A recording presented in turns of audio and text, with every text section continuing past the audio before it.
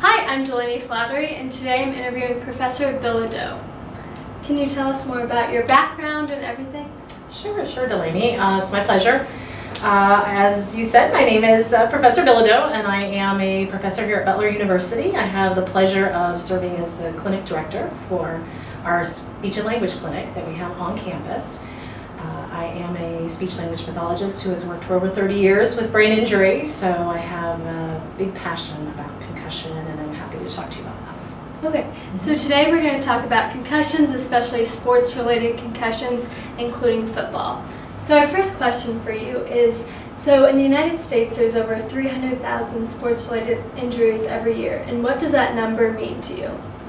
Well, that it's significant, certainly, and there's a lot of publicity out there about concussion, but we know that football is always in the spotlight when it comes to concussion, but there are many sports and many situations that can lead to a brain injury, and a concussion is a brain injury. It's what we call a mild brain injury, but it is a brain injury nonetheless. And so out of that number, 47% is due to football-related concussions. Do you think that the media unfairly targets football?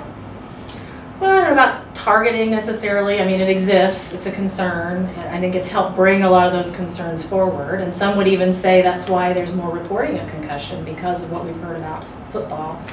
But 47%, you know, there's different statistics that are out there, but it's certainly a large number. But again, there are many other sports. Women's soccer is a big area that we see concussion as well. So I think we need to be mindful of that. So do you think concussions are a big issue for athletics on Butler's campus? Absolutely. Yeah, absolutely. I saw that. That's what kind of where my interest came in, is when I was here. I've been here about 7 years at Butler, and realized that there wasn't a lot happening for students with concussion.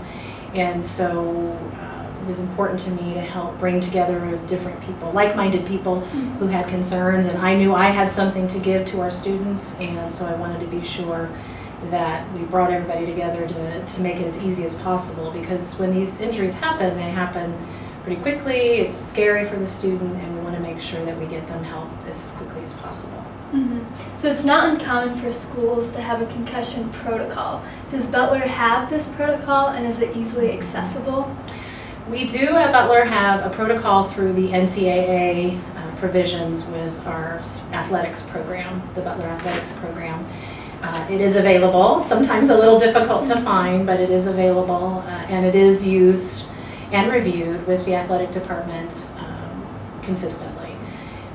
I would like to see more of a protocol that's for the entire university versus individual sports, etc. So our club sports program now has a safety officer director who's trying to work through some of those issues and trying to get better policies in place. So we're working toward that. We're not there yet, but we're working toward it. Okay. And then so when people do have concussions, a lot of times they go for CT scans and MRIs, but they don't always show up if they have a concussion. So what are some signs and symptoms that tell you if they're right? Yeah, a lot of people think, oh my gosh, let's get the MRI and see, and then if it's clear, they think, oh, nothing's happened, right? But it's really more of a symptom-based diagnosis. So absolutely, it can be anything. They're typically in the areas of physical symptoms that can happen, social, emotional kinds of symptoms that can happen. So physical, you might feel nauseous, you might be adverse to bright light, for example, feel a little dizzy, that kind of thing. Social, emotional, you might be more irritable than you usually are.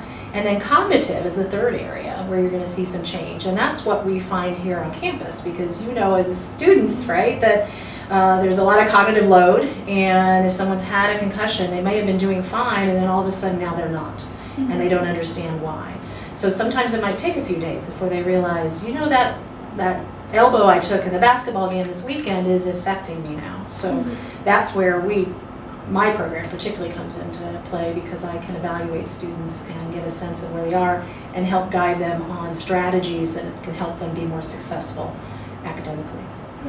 Yeah, and many times athletes, even if they have a concussion, don't report it, oftentimes because they don't want to seem weaker to their coaches or teammates. So what are some ways that would promote students to want to report their concussions? Well, it's change of culture, and you're absolutely right in what you say, Delaney, because students, you've got the big game, you've got, you don't want to appear weak to your teammates or to your coach.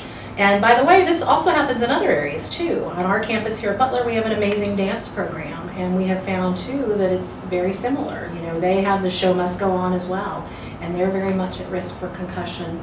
Just, they're athletes just like our other athletes. It's just a different kind of risk. So, forgive me, you said again you wanted me to tell about, what was your nexus of your question?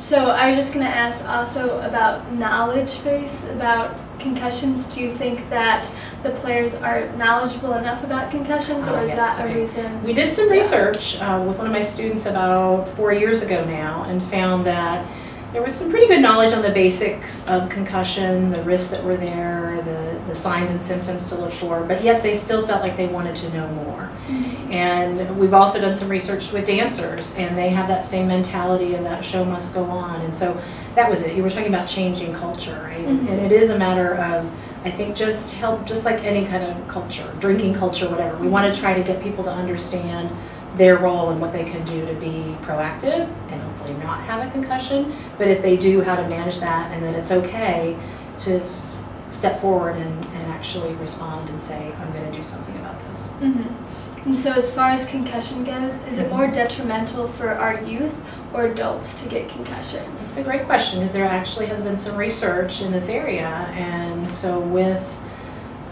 younger brains, they're not quite fully developed, and so they're much more at risk. So the average recovery time is maybe 30 days for a child, someone in more the elementary school, early middle school. As you get more into college and adults, it can be 2 weeks that you typically see a return to normal everything. Mm-hmm. Yeah. And so just kind of overarching kind of what we've been talking about the whole time, but so why is it so important to report for concussions, and what are the long-lasting effects of a concussion? Well, it's important just generally, if you're in sports or whatever, is there some kind of risk that can be changed so somebody else doesn't get a concussion? Mm-hmm. That's number one. But for an individual, you need to report that because there is help available. Here at Butler, we've worked hard to try to bring together all the different services, from my own to student health services, to students with disability services, our dean of students, our athletic trainers, our dance coaches, all these folks having a good awareness and knowing how to manage this so we can get them back on the road to recovery. The other thing is there is such a thing as second impact syndrome, and if you're not admitting that you have this and you go out and you have another concussion, there is a risk of death. So that's a smaller number, but it does exist, and clearly we don't want that to happen at all. So it's very important. So another question is, how can we be more aware of these issues on our campus? Here at Butler, well, it's exciting that we are doing our best to try to pull a lot of information together. I had a student early on who had a concussion. Hers happened to be from a car accident. But she realized that we didn't really have any material out there, so she helped us develop a brochure that's available at our student health services area, for example, or through the dean of students.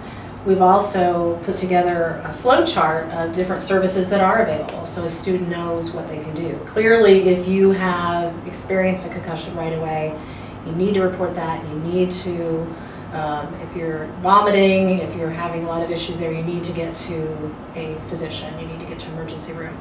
If you feel like it's just a bump in the head and you're feeling okay, let your roommate know, let your friend know to kind of be checking on you. If you're not getting any better, you should go to student health services. And from there, if you're continuing to have difficulties, that's when we can get a circle of support to you to do some testing of your thinking skills. Maybe you need some accommodations, some support in that way, and so we can help put that together. We have a good team of people that can do that to help support the student.